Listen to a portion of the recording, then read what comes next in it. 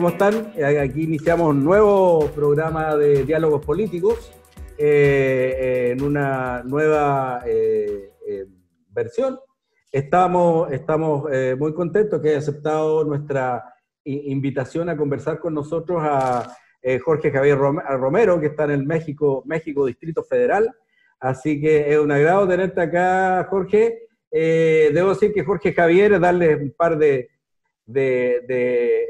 elementos, digamos, de quién es Jorge. Jorge es, Javier tiene un doctorado en la Universidad Complutense de Madrid. Por cierto, espero no equivocarme, Jorge, pero es licenciado de la Universidad Nacional Autónoma de México, y sí, también, y es profesor de la Universidad Autónoma Metropolitana, no Iztapalapa, que a mí me costaba mucho aprender, pronunciar estas palabras en México, ahora por lo menos algo de lucha le hago, sino que es de la Universidad Autónoma Metropolitana Xochimilco.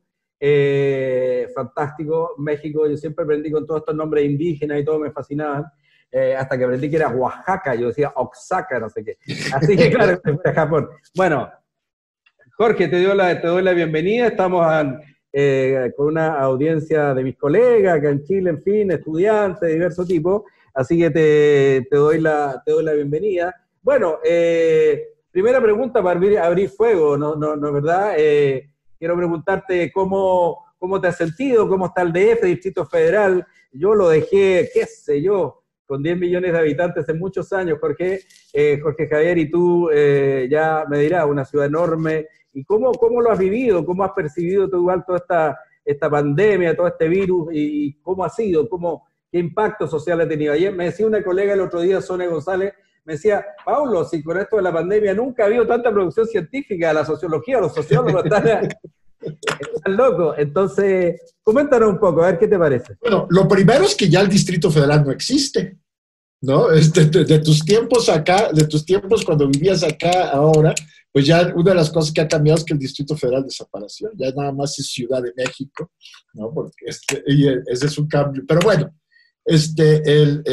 ¿cómo está viviendo la ciudad de la pandemia? Pues como es la ciudad, una ciudad profundamente desigual, ¿no? Polar. Por supuesto, es una ciudad donde hay una gran concentración de riqueza, la mayor concentración de riqueza del país, que además es la 15ª economía del mundo, entonces mucha riqueza frente a una pobreza extrema. Y eso es lo que está marcando la manera en la que está viviendo la epidemia en la ciudad. Mientras que los que podemos estamos confinados, haciendo teletrabajo, con condiciones sanitarias adecuadas, y salimos con equipo, etcétera. Hay una buena parte de la ciudad que no puede parar porque vive al día. Porque si no sale a trabajar se muere de hambre. Y además hay un gran escepticismo también en esos sectores de la sociedad ha habido, yo creo que esto está cambiando, respecto a la epidemia, porque simplemente no pueden darse el lujo de creer en ella, porque eso implicaría dejar de tener ingresos. Y la verdad de las cosas que pues el gobierno ha reaccionado mal, ha insistido en mantener solamente sus programas sociales, los que ya existían de transferencias de efectivo a ciertos grupos sociales, a ciertas clientelas, mientras que se ha negado a establecer otro tipo de apoyos, por ejemplo, para mantener la planta de empleo, para mantener el empleo. Ya la ciudad está empezando a vivir un proceso de desempleo brutal. Todo el país está empezando a vivir ya un proceso de desempleo brutal, y esto se está dando sin paliativos, y entonces está acrecentándose la pobreza y la desigualdad, ¿no? Y eso se ve en la vida cotidiana de la ciudad, ¿no? ¿Tú prevés manifestaciones sociales? O sea, prevés, porque acá hemos tenido algún brote y algunas dificultades y algún tipo de demanda en sectores más precarizados, digamos, más vulnerables en Santiago, bueno, 5 millones de habitantes, igual, ¿no es cierto? O sea, directamente gente confinada y que no tiene empleo y que directamente casi te diría como hambruna, ¿eh? O sea... Ya vamos a ver en toda América Latina brotes de hambruna, ¿no? Puntas de hambruna. Esto va a ser, yo creo que el efecto, que todavía estamos empezando a ver los efectos económicos de la epidemia, que puede ser tremendo. pueden ser tremendos. Pero brote social, bueno, por supuesto que puede haber inconformidad. Una parte es atenuada porque sí existen el colchón de los programas de reparto de efectivo del gobierno de López Obrador, pero en México estamos viviendo desde hace mucho tiempo un malestar social brutal que se manifiesta en la violencia tremenda que ataca a la sociedad mexicana. Entre 2007, cuando México tenía 8 homicidios por cada 100,000 habitantes, ahora que tenemos 30 homicidios por cada 100,000 habitantes, la sociedad mexicana ha vivido un proceso de descomposición y violencia asociado al crimen organizado y al tráfico de drogas, pero que va mucho más allá del simple ámbito del crimen organizado y que está afectando a toda la cotidianidad de buenas zonas del país, ¿no? Y esto se puede agravar, ese es el tipo de ruptura anómica que está ocurriendo en la sociedad mexicana, ¿no? Que se está canalizando por esta violencia vinculada a la delincuencia y al combate a la delincuencia, ¿no? ¿Cómo ves tú, también interesante para nuestros colegas, en fin, estudiantes y gente interesada, ustedes tienen grandes revistas, grandes análisis, como comentábamos hace un rato, ¿no?, fuera de cámara, ¿no es verdad? Qué sé yo, la revista Nexo, entre otras. ¿Cuál es la temática? ¿Cómo Nexos, que es una revista intelectual, le comento a nuestra audiencia, una revista intelectual de análisis político, de literatura, ¿no es cierto? Una revista muy bien formada, muy bien hecha, además muy bonita, muy estética, muy bien, bonita revista. ¿Qué discute? ¿Cuáles son los temas que aparecen allí? ¿No es cierto? ¿Cuál ves tú? ¿Cómo ves tú desde ese mirador, digamos, intelectual, en términos de qué me comentarías tú? Yo sé que tú eres, digamos, más joven, pero parte de alguna manera de ese sector o de esa capa de alguna manera universitaria, intelectual, muy ligada a Nexo. ¿Qué se habla? ¿Cuáles son los temas que ustedes conversan y hablan a propósito de lo que tú me conversas de la pandemia, etcétera? Bueno, Nexos ha ampliado muchísimo su ámbito de reflexión, ¿no? Como además dio un buen salto hacia la vida electrónica, tiene la edición impresa, pero tiene una plataforma electrónica muy rica. En Nexos se está dando un gran debate sobre muchos de los temas centrales en México, ¿no? Ahí tiene un blog especializado en educación, un blog especializado en federalismo, uno sobre cuestiones de seguridad, otro de cuestiones de constitucionalidad. Entonces hay una discusión permanente. ¿Dónde se está centrando ahorita la discusión en Nexos?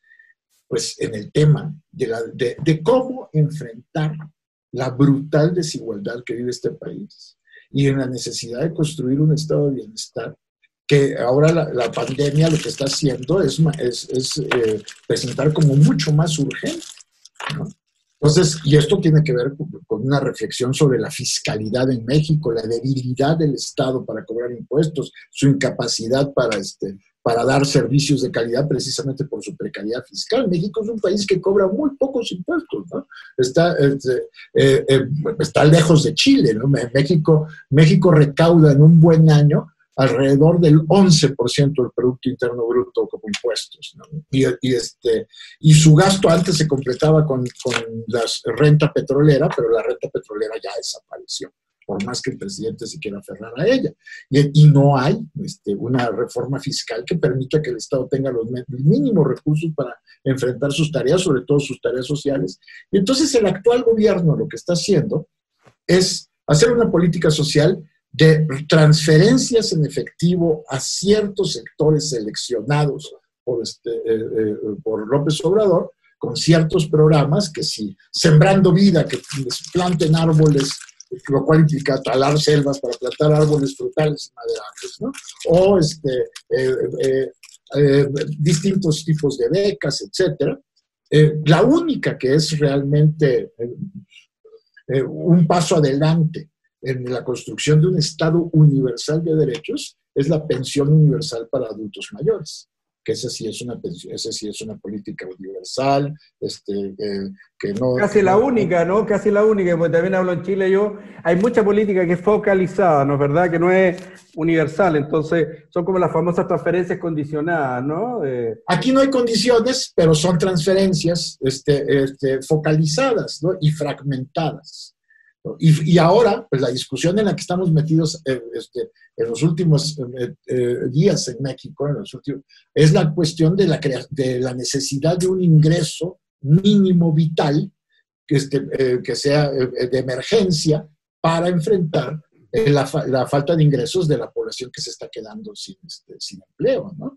Y que sea un ingreso mínimo vital de emergencia, se está planteando además una cantidad que es como alrededor de $150, un poco menos, porque con la devaluación ya es menos, de $150 al mes, para que las personas que se han quedado sin empleo, que tienen que dejar de hacer sus actividades de la economía informal y se puedan recluir, tengan ingresos. Y eso es lo que el gobierno es muy reacio a aceptar esta propuesta, ¿no?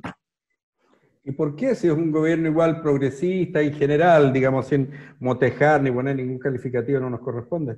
Pero ¿por qué un gobierno, digamos, que se plantea, ¿no es cierto?, como los gobiernos de América Latina igual progresista, se niega, digamos, a un sueldo de protección universal que en Chile también es modesto y todo se ha estado discutiendo también por montos, pero por lo menos no se pone en cuestión que hay que tener algún tipo de malla de protección social mínima, ¿no? Si no la gente simplemente no tiene nada, ¿no? ¿Dónde caerse muerto, como se dice en América Latina?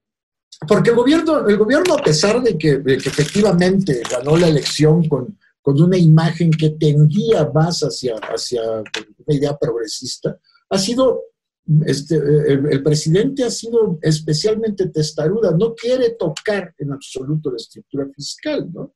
No quiere tocar la estructura fiscal, no quiere ningún tipo de aumento de impuestos y se ha negado absolutamente a que México contraiga deuda, incluso créditos de desarrollo. Se ha negado completamente, ha sido reacio incluso a que los empresarios negocien con el Banco Interamericano de Desarrollo estímulos también crediticios.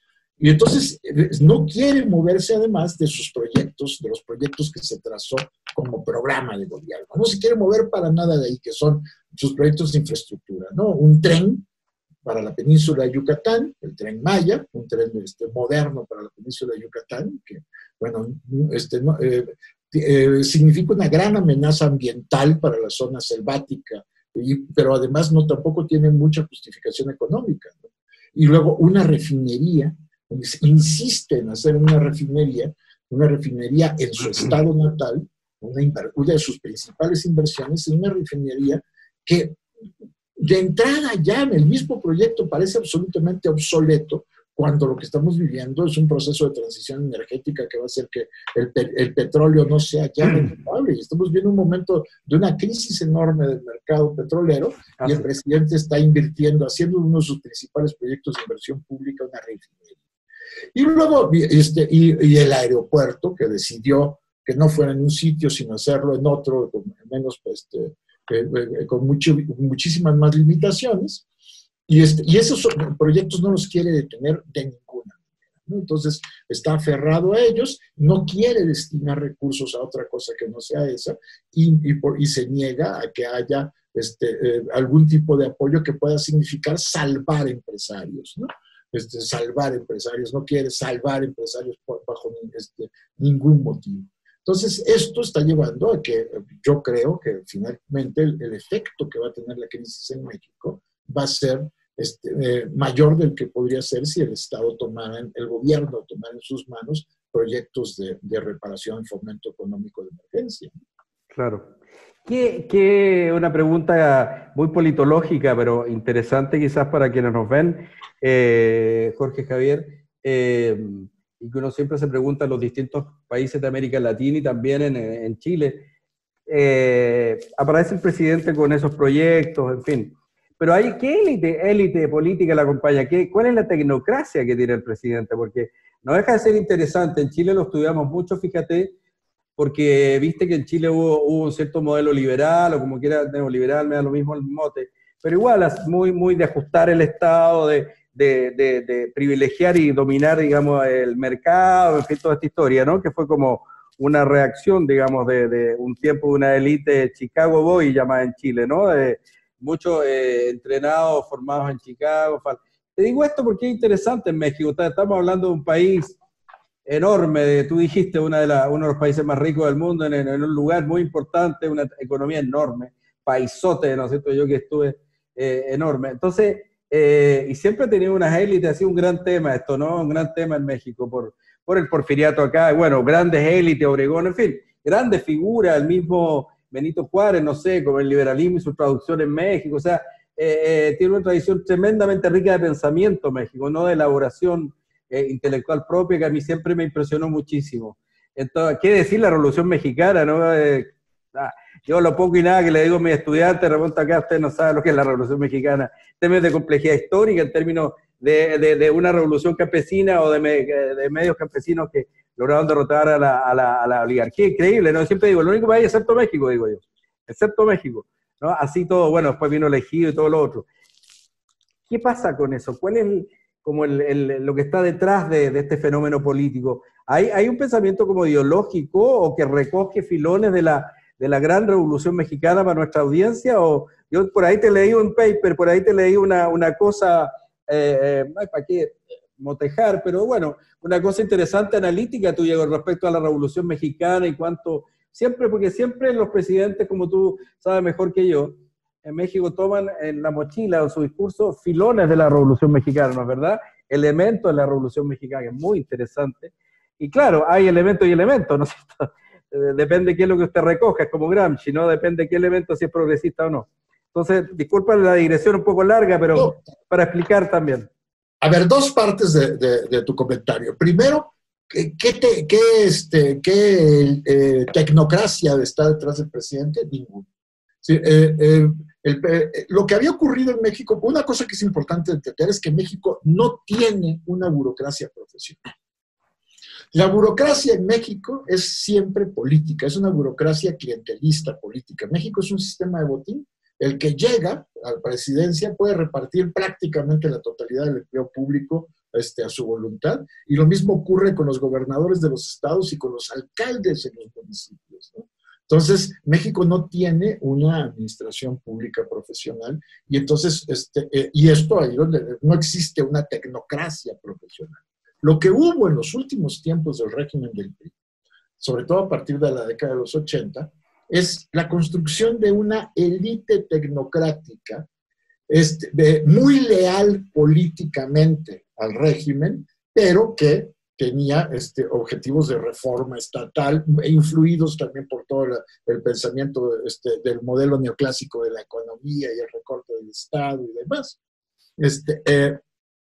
Querían modernizar la gestión pública, y entonces ahí llegaron gente formada en posgrados en el extranjero, se formó cierta tecnocracia en la cúpula del Estado, y tanto los últimos gobiernos del PRI como el de Fox, incluso con lo limitado que era Fox, Calderón, mantuvieron, ¿no? Ahí estaban.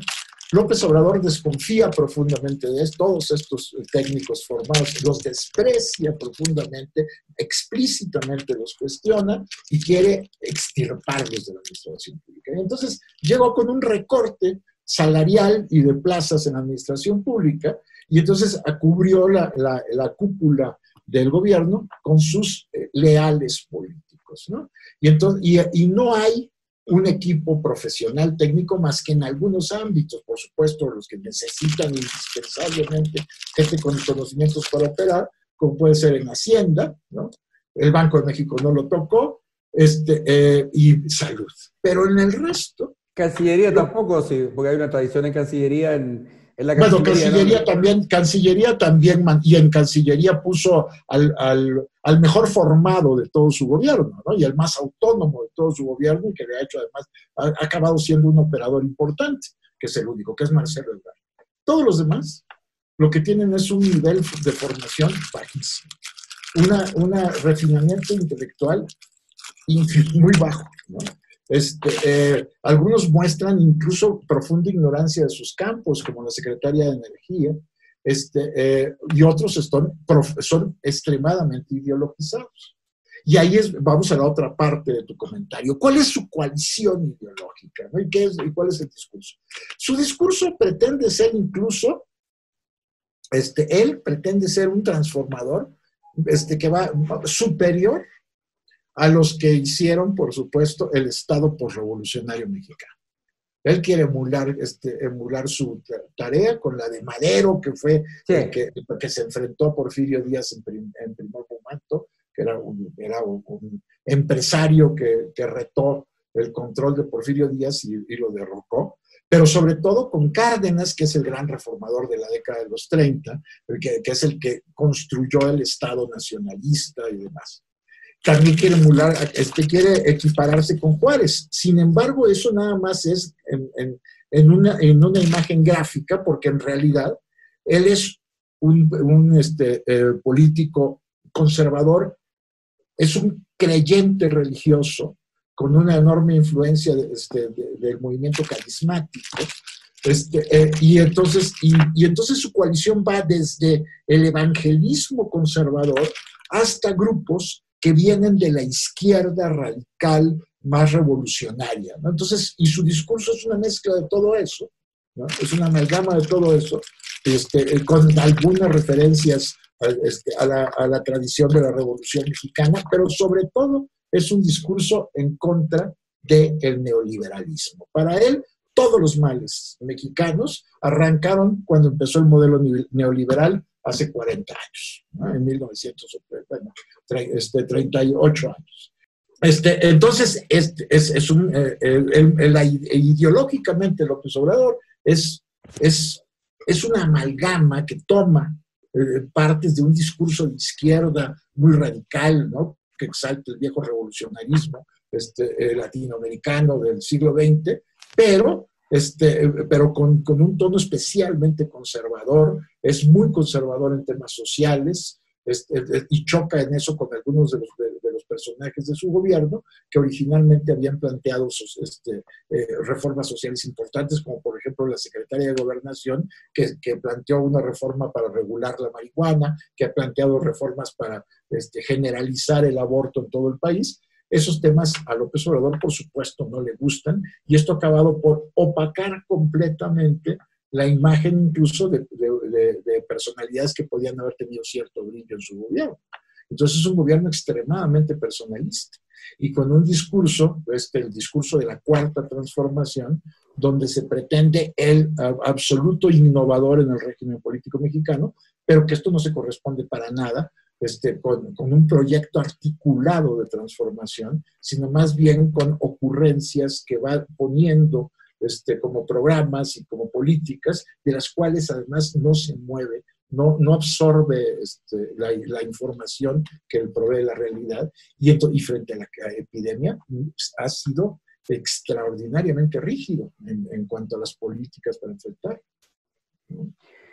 O sea, en este sentido hay, como suele ocurrir en nuestros países igual, ¿no es cierto? Hay ciertos elementos de pronto de presidentes que piensan, cuando uno pasa en política pública, ¿no? Las políticas intertemporales, las que continúan, que son como permanentes, y de pronto a veces nosotros tenemos incluso en el pensamiento intelectual, a veces como la intención de ser refundacional, ¿no?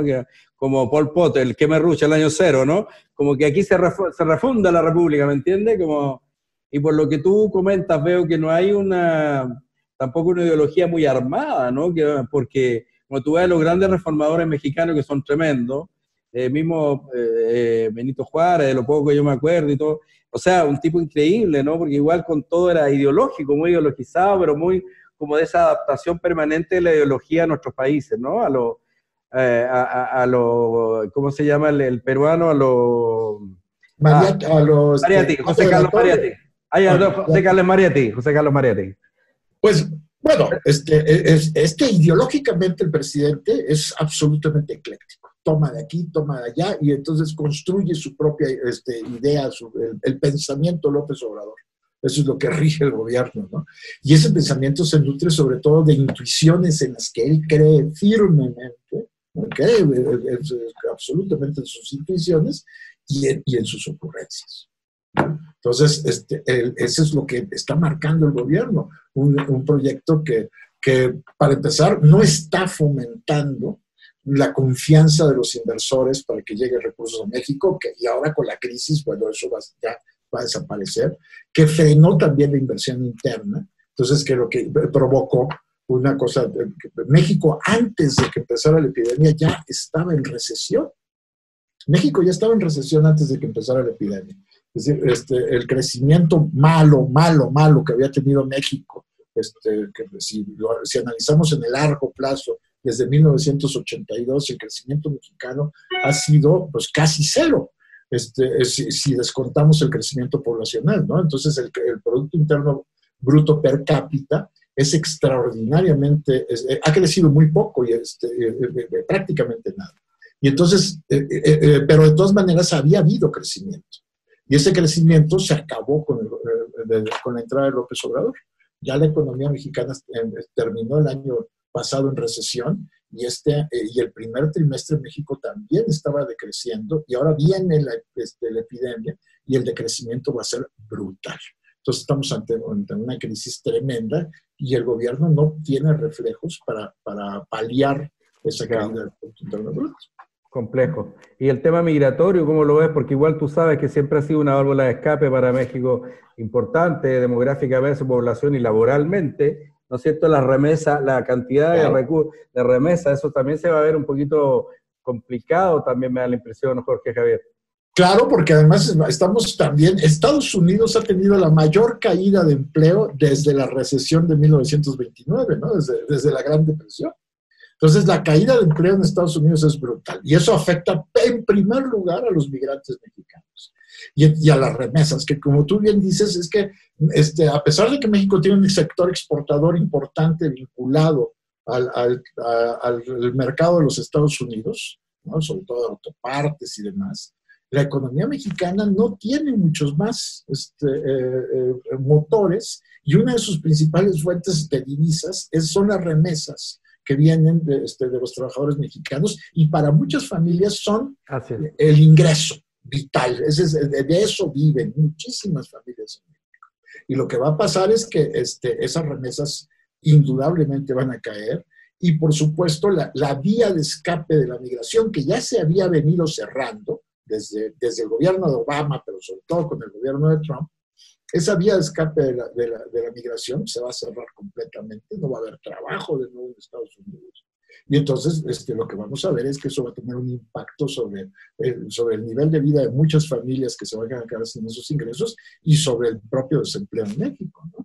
Entonces estamos ante un escenario realmente negativo. México se enfrenta a un escenario muy, muy negativo.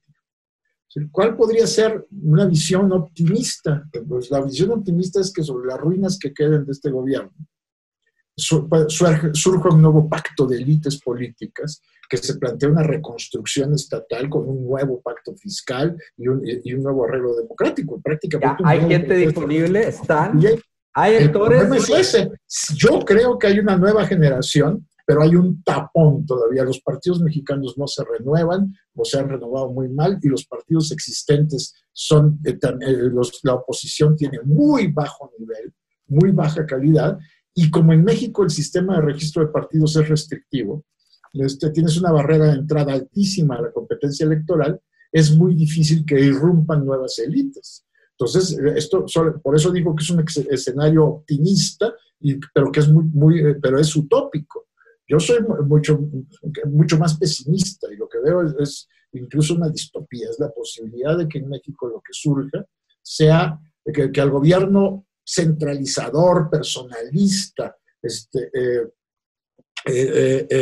muy polarizante de López Obrador, lo sustituya otro más tipo Bolsonaro. Y que sigamos viviendo un proceso de degeneración de la política mexicana que va a tener consecuencias de larguísimo plazo, ¿no? Entonces, ese es mi escenario pesimista, ¿no? Claro, o sea, y en ese sentido el portador fiel, digamos, entre comillas, digamos, de la tradición de la Revolución Mexicana, como históricamente fue el PRI, de alguna manera se va a ir disolviendo, o sea, disolviendo, porque siempre la caja de herramientas ideológicas, etcétera, y todo siempre fue el PRI, digamos, los distintos liderazgos y la gran Revolución Mexicana, ¿no? Todo el ideal y toda la cosmogonía creada a partir de Lázaro Cárdenas en la década de los 40 y todo, ¿no? Entonces, de algún modo, yo no sé si habrá un revival de aquello, o como tú bien dices en tu escenario, eso se vaya de algún modo disolviendo, Jorge. No, la posibilidad de revival de eso era López Obrador. Y López Obrador toma elementos de eso, pero su gobierno está, mientras que una de las características que tuvo la época clásica del régimen del PRI es que era un régimen muy institucionalizado. Muchas instituciones informales, ¿no? Pero estaba muy institucionalizado, tenía reglas claras, un horizonte de largo plazo y no era personalista. Cada presidente tenía un poder enorme y absoluto, pero solo por 6 años, ¿no? Y entonces, y había una organización detrás que moderaba y limitaba el ejercicio del poder presidencial.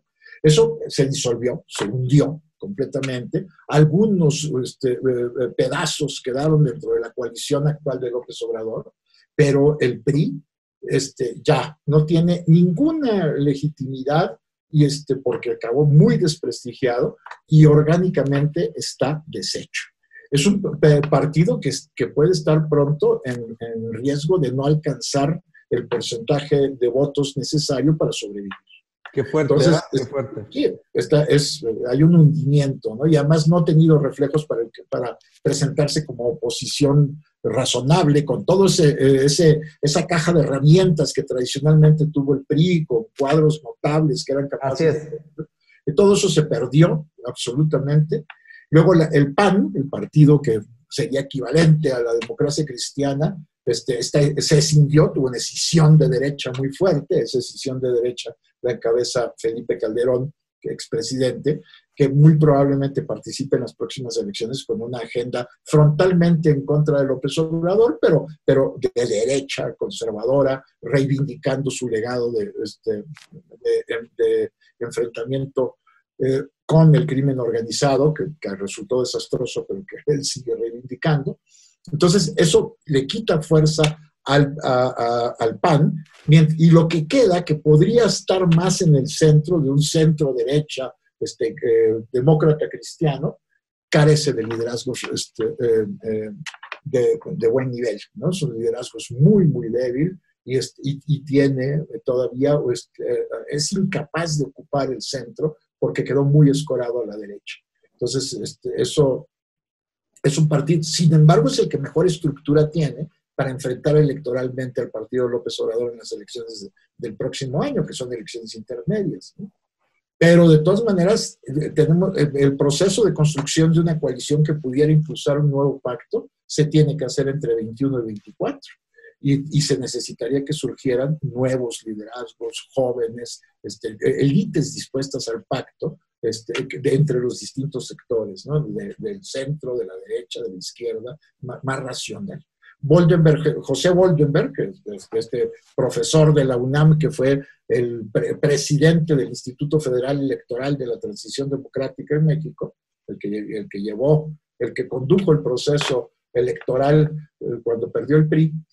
Boldenberg decía en su artículo del martes que ya estamos en México en un escenario, y no solo en México, sino en muchos lugares del mundo, en un escenario donde las coordenadas del debate político ya no son centro, izquierda, derecha, sino ilustración contra oscurantismo, ¿no? Porque hay un predominio del pensamiento que bueno, estamos viendo con Trump, con sus cosas estas de automedicarse, tomar Lysol, no creer en la epidemia, y otros presidentes del mundo en los que se podría inscribir a López Obrador, ¿no? Que desprecian la evidencia, desprecian el conocimiento y quieren construir un proyecto en torno exclusivamente a su visión del mundo, ¿no? Y muy polarizante. Entonces ese es un riesgo enorme que está viviendo la vida mexicana. Bueno, justo te quiero tomar en ese punto para ir cerrando en esta conversación entretenida.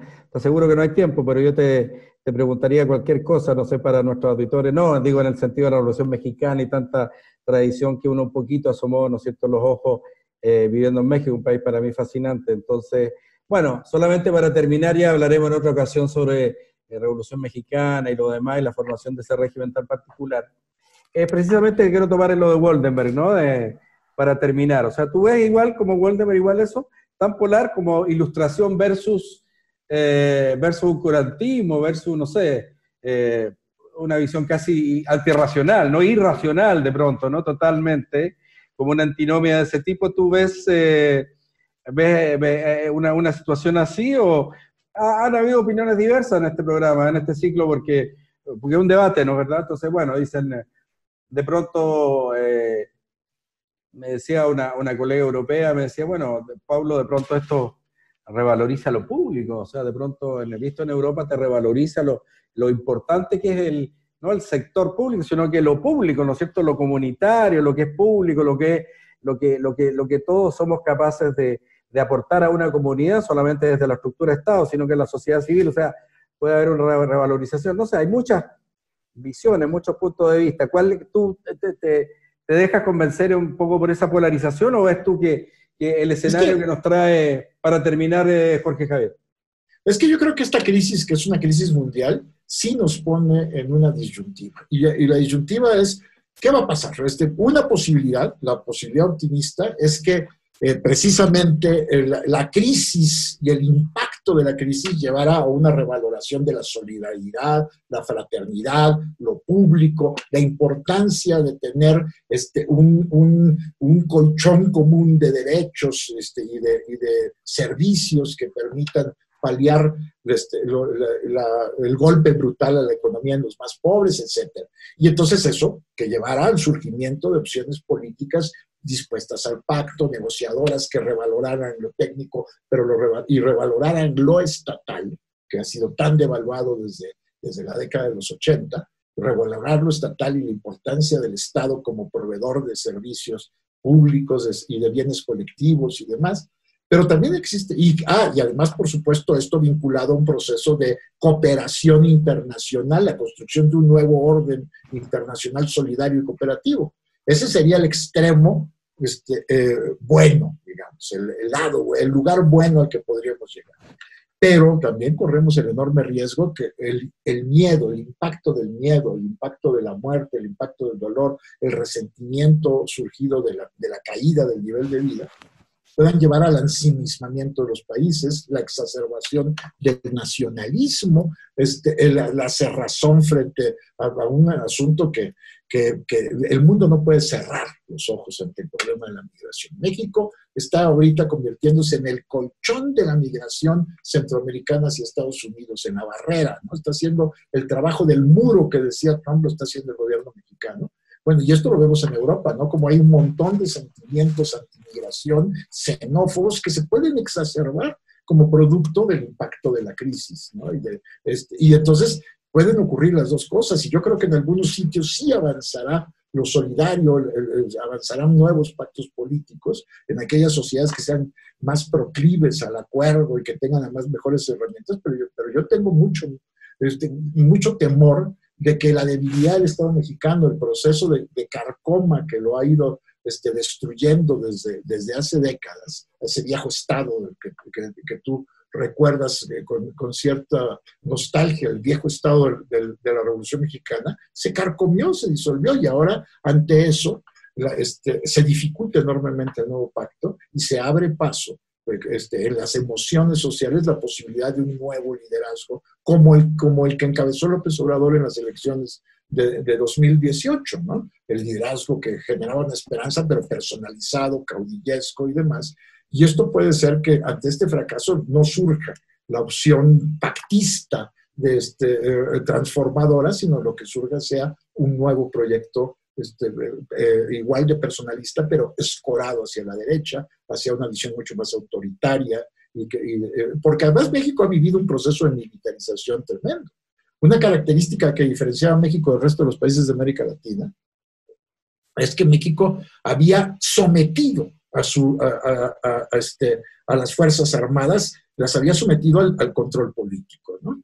Desde el pacto de 1946, el ejército quedó al margen como actor deliberante. Y México no vivió nunca un proceso de golpe de Estado como los que fueron frecuentes en América Latina, como el que vivieron ustedes en Chile. Eso no lo vivió México. Y el ejército estaba al margen. Sin embargo, desde 2008, el ejército ha sido desplegado para enfrentar a la criminalidad y la violencia, y eso le ha dado un nuevo poder al Estado y lo ha devuelto como actor deliberante. Y ahora lo que tenemos es López Obrador dándoles no solo esas tareas, sino también negocios. López Obrador les está dando el negocio de la construcción del nuevo aeropuerto, les está poniendo al frente de la construcción de puertos, les está dando poder económico. Y eso puede cambiar la correlación de fuerzas en México, y ante un desmembramiento del Estado civil, del Estado burocrático, y este nuevo papel que tiene el ejército en distintos ámbitos de la economía y de la sociedad mexicana, pueden llevar a un escenario inédito en la historia de México, donde una fuerza autoritaria ponga orden donde todo se está desmoronando. Claro. Bueno, estamos ante dilemas y coyunturas muy difíciles. Veamos qué va a ocurrir. Siendo cientistas sociales tampoco tenemos la bola de la fortuna o el oráculo. Son hipótesis que probables. Muchas gracias, Jorge Javier, ha sido un gusto. Con esto, bueno, terminamos un programa de diálogo político contigo, y los invitamos a todos, a ti también, te invitamos a ver a otros colegas tuyos y académicos también que conoces, para verlos en otras ocasiones. Así que nos despedimos de quienes nos ven, nos despedimos de ti, Jorge Javier, y nos vemos seguramente en otra ocasión. Muchas gracias, chao, chao. Hasta luego, Pablo, un gran abrazo.